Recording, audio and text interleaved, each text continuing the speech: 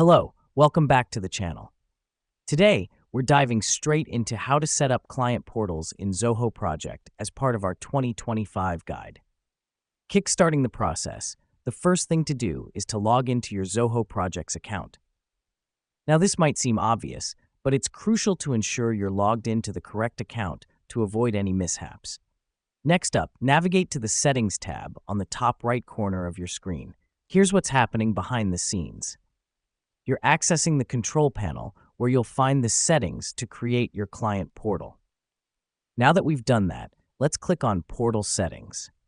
This is where the magic happens. This is where you'll set up the portal that your clients will see. Now, let's click on Add Portal. This will open up a form where you can input your portal's details. The reason we do this is to customize your portal to fit your client's needs. Fill in the necessary details like portal name, portal URL, and select the projects you want to share with your clients. Once you've filled in the details, click on Create. Here's why this matters.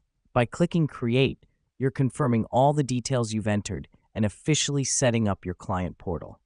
Finally, remember to click on Invite Users and add your clients' email addresses. This helps us because it allows your clients to access the portal you've just set up. And that's it. You've just set up your client portal in Zoho Project. Remember, the client portal is a powerful tool for transparency and communication with your clients. Thank you for tuning in, and see you on the next tutorial.